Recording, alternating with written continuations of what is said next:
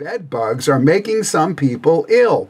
There has been a spike in sickness from pesticides used to kill these insects. It says people were sickened and one person died literally from bed bug insecticides. And they're having this issue in 7 states: California, Florida, Michigan, North Carolina, New York, Texas, and Washington. It says densely populated New York City, where there were increasing reports of bed bug infestation, had the largest number of cases at 58%. Nationwide, 93% of the cases were in private homes. So really, it says the numbers might continue to increase.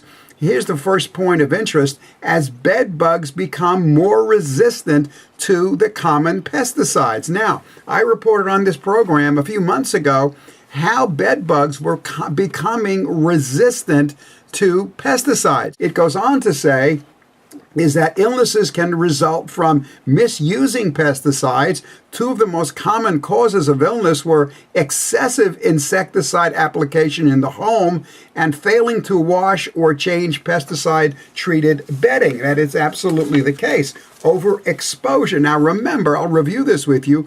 These pesticides are considered organophosphate pesticides, and they can literally lurk in your home, and they very, very negatively impact your neurology. Specifically, they impact a neurotransmitter called acetylcholine. Now, you know about acetylcholine. You know that it is the primary neurotransmitter of mood, of memory, of concentration, of focus. And here you've got an insecticide that you're spraying and inhaling, and it's getting into your skin, through your gut, and it's interfering with the function of the very neurotransmitter that is impressive and important for your brain. It's definitely neurotoxic.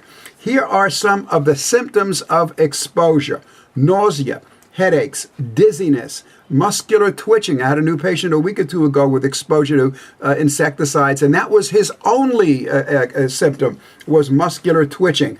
Poor coordination, vomiting, diarrhea. Chronic exposure is going to lead to asthma and definitely ADHD type issues. Definitely neurological disorders like memory issues, concentration and focus issues. Now, as far as the relationship between insecticides and chronic illness, we find that insecticide exposure, these organophosphate insecticides, which they're using for everything now, is directly related to ADD and ADHD, to allergies, to asthma, without a doubt to autoimmune disease, to what we call brain fog. That's a term that Atkins and myself kind of said spontaneously for the first time years ago on radio. Everybody's adopted our brain fog description.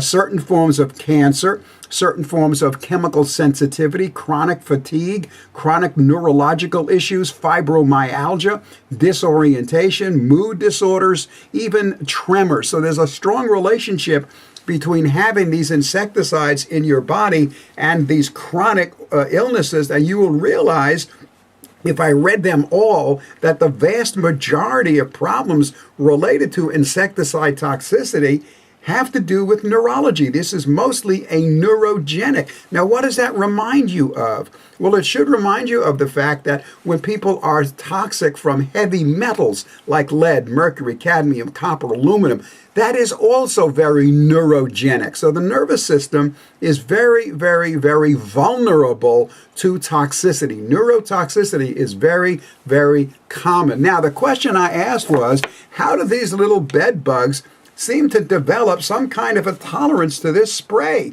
You've got to use more and more to kill them. They seem to be really tolerant to it. How the heck do they do that? Bugs make glutathione. There was a great report from Ohio State University, their research division, in January.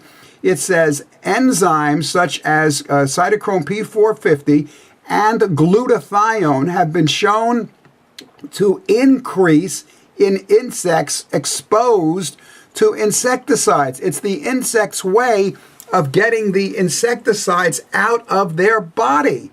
And it's the same exact mechanism that humans have. When we are exposed to insecticides, what happens is we manufacture increased levels of glutathione as well. But we need the help. We need the support, especially as we get older. And that's why we incorporate glutathione. But the bugs do it themselves. And the more they're sprayed, the more glutathione they produce. And that gets inherited down the line to their offspring. So they can literally become resistant to insecticides. When I reported this to you for the first time back in January, I said that, trees do the same thing. They did a study up in some tree areas that are very vulnerable to a tremendous amount of air pollution.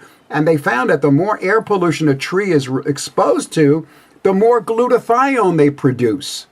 So all forms of life depend on glutathione to rid themselves, to become resistant to environmental toxicity. Pretty fascinating, right?